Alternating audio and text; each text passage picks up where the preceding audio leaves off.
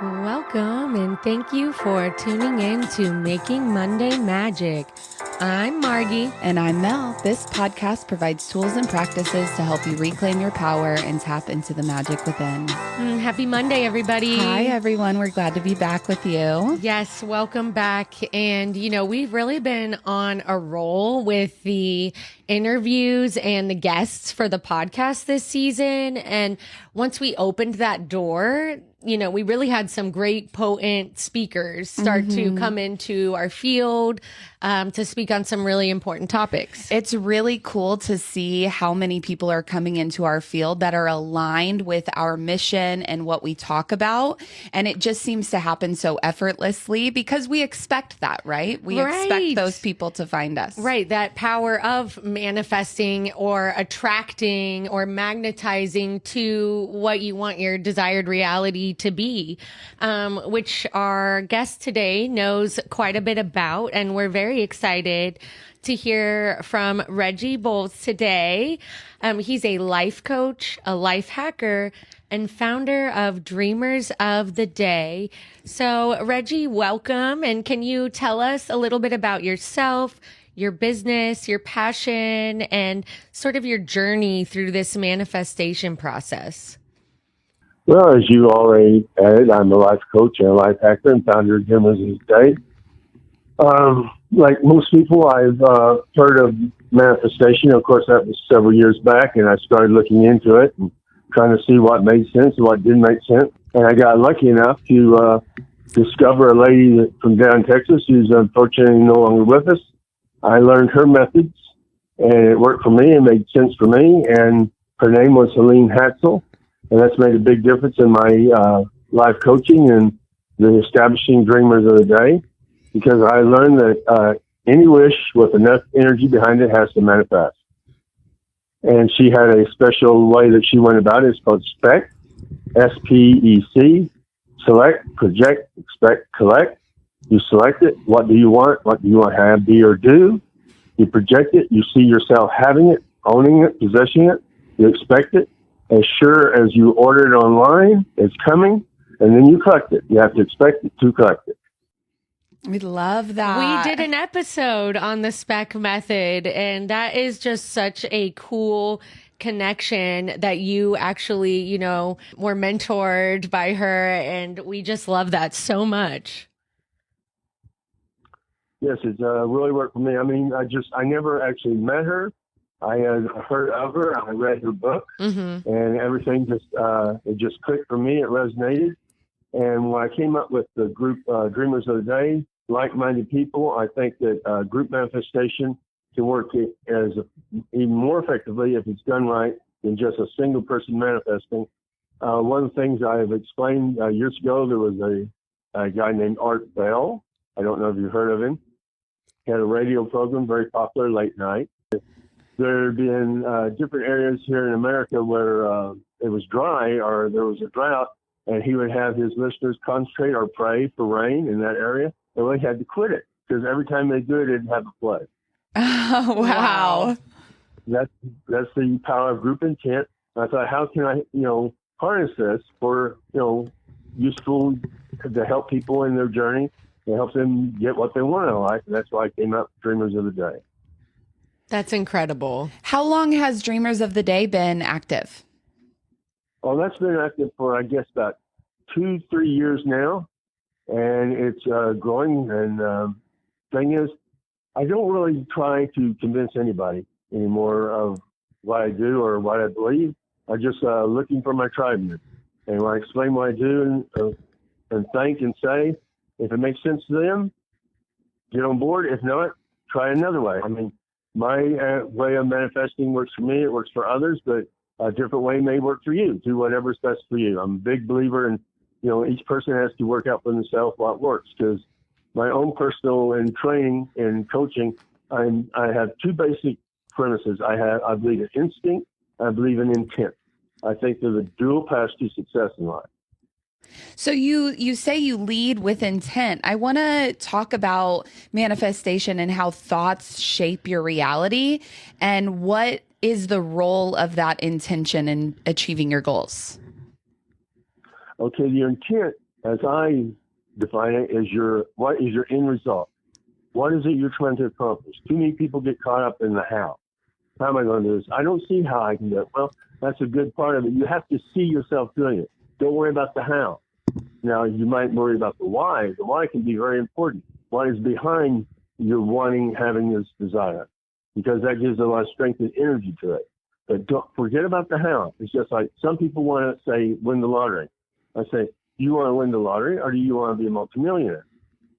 Yes. Yeah, I do feel like people get stuck in that step of how am I going to do it? And then you don't leave space for the creative solutions or the unknown, the miracles and magic that the universe can provide for you if you're very narrow-minded on, oh, it must be this one way. Yes, you need to get out of your own way and let nature take its course. Things go a lot smoother for you if you work with nature or with energy instead of working against it. Absolutely. I love that. Now, do you have for our listeners some like practical strategies they can use to help them sort of get into this mindset or habits and routines to get into their dream life or their highest timeline and find success and fulfillment? Sure. You need to get, there's different ways. A lot of people are held back by negative thinking or bad thoughts getting in their head, or most people are told, or I'd say everybody's told, before they reach age 18, over 100,000 times in their life, you can't do it. You're not big enough, you're not strong enough, you're too this, you're too that, you're black, you're white, you're orange, or whatever. And I'm here to tell you, yes, you can. And you have to get over that negative thinking. Now, a lot of people say, well, think positive. Well, how do you think positive? See, there's an art to thinking positive. Because you're making pictures in your mind where you can't do it, or negative pictures. You need to shrink those pictures down and replace them with pictures of showing that you can do it. Make them bigger, brighter, and better. And if there's a voice in your head telling you, no, you can't, you put a voice right back to it. Say, yes, I can. Just watch me. I love that so much. Yes, I can. Just watch me. Thank you for sharing that. That's incredible. With self-doubt and fear kind of being the illusions, how do we start to shift from, like you said, since before we've been 18, we're told you can't do it or there's not enough, it costs too much money, all those sort of limiting beliefs that hold us back and shape our reality. So how would we break from that fear mindset to a reality of love and faith and believing in those opportunities? Well, a lot of that has to do with the people you hang around. Mm-hmm. There's a lot of truth to it. I'm sure you heard that we're the sum total of the 5 people we spend the most time with. And there's a lot of truth to that. You need to get together with a group of like-thinking people. Now, when a person first starts manifesting or believing in manifesting or working on manifesting, whether they use the SPEC method or some other method, it's best to keep it to themselves. Don't tell anybody else about what you're doing unless they're a like-thinking person. Because when you're first doing this, you need to get some wind under your belt. And once you get some wind under your belt, you start seeing this can work for you, then it just works and it just rolls and it just steamrolls. Now, there's a little technique that some people use. It's very effective. If you start thinking negatively, put a little rubber band around your wrist. And negative thought comes, just snap that band. I love that. It's so practical. Yeah. It's funny, but it works because we naturally go away from pain.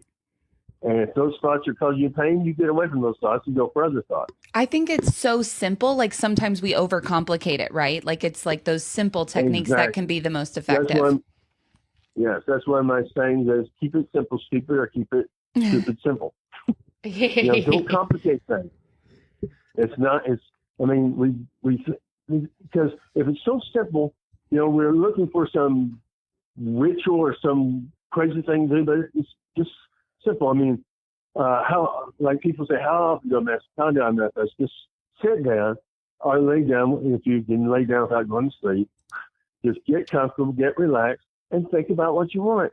Mm-hmm. Just get yourself a big, beautiful picture of what you want. You don't have to worry about motivation if you have a great enough vision, because it will pull you. It will pull you towards it. And you don't worry about the how, because the how will be revealed. Like I said, instinct and intent. Your instinct, your gut feeling will tell you which way to go, and your intent will drive you forward. I love that. I mean, we love sharing with our people some like practical tips and techniques. And I know that you've studied patterns of highly successful people and applied their techniques. So I'd like to learn a little bit more about those patterns of the highly successful people that are around you. Okay, I give an example. You get 100 people in a room, 100 different millionaires. You have you use that for example. There's different definitions of success. I'm just going to go with money right now. I'm not saying that's the only definition of success, but we'll work with that for now. They'll have 100 different ways of how they made $1 million, but they will all have common things in common. Success leaves clues. Look for the clues. Now, here's some things I found that all successful people have in common. They know what they want. They see themselves already having it, and they know they're going to get it. If there's a fourth thing I'd add to that, it's attitude. Attitude is so important. Even way back in the day, W.C. Fields said, attitude is more important than anything. More important than education, more important than money, connection, anything, attitude. And what is attitude? That's your mental state. In other words, it's your self-image. That's how do you see yourself? Do you see yourself as a winner or see yourself as a loser? Now, the way you start seeing yourself as a winner is start looking back on your life and where you won. Because everybody, a lot of times a discount. Well, I won here. I survived this. I overcame that. Well, you're a winner. I mean, your chances of being born are astronomical, but you made it. You made it through your first year of life, and that's about the hardest year you'll ever have. I mean, I love so powerful. Yeah, I love the way that you explain this. It almost makes it seem like people are one decision, one choice, one thought away from beginning or stepping into their dream reality. And what a nice shift from being the victim to being the winner, and not letting those things that may have happened to you in the past be anything but fuel to your, next level and to helping you grow higher and higher. And I really love hearing you talk about follow the clues. It makes me think of the book, The Celestine Prophecy, if you've ever read that, but following following those signs, following the clues, of your life and trusting that gut instinct about those things that continue to call you forward, are meant for you, and you can reach those levels of success. And like Abraham Hicks says, you can have, be, and do anything you want. There really are no limits except for the ones we create on ourselves. And I will say, listening to you speak, like Melanie said, it just makes it feel so easy and so calming to oh, you're just in your way. Just get on out and go ahead and get everything you want. Exactly. I mean, sometimes I make it sound too easy, but it is easy. It's only people that make it hard. Again, we overcomplicate. Yes. Wow. Well, that is really, really powerful. And I'm so grateful to have you on to share about, your journey through manifestation. And maybe you can tell us about some ways that it's worked for you, that you've seen the results of your method. Okay. Well, there's all kinds of things. I tell people that sometimes this can, it'll work. It will fall into your lap like a fairy gift. Sometimes you have to actually do something, take a step. There's a story I love to tell. There was this, it's a story. But there's this guy that wanted to win the lottery. And he prayed, and he prayed, and he prayed. And earnestly, every day about, Lord, please let me win the lottery, all the good things he's going to do, how he's going to help his family, how he's going to help his friends, all the good things he's going to do with it. And days passed, weeks passed, months passed, years passed, and he didn't win the lottery. So one night he prayed and said, Lord, why am I not winning the lottery? Why have I left the money? Why haven't I won the lottery? Well, that night, the angel of the Lord appeared to him and said, have you considered buying a ticket? Sometimes you have to take a step. Yeah. That's why I say instinct. But I'll use my own example. Like one time I was walking down the street. I didn't have any money in my pocket. and I really wanted a cup of coffee. I like coffee. I'm not a crazy drinker, but occasionally I like a good cup of coffee. And I didn't have any money in my pocket. I said, oh, I wish I had some money. I use a cup of coffee right now. Well, I was walking down the street, I found $1. I said, well, that's nice. I really wish it was $100. 3 steps more, 100. Love that. Sometimes it happens like that. Usually not, but it sure can. And sometimes you might have to work for a long time.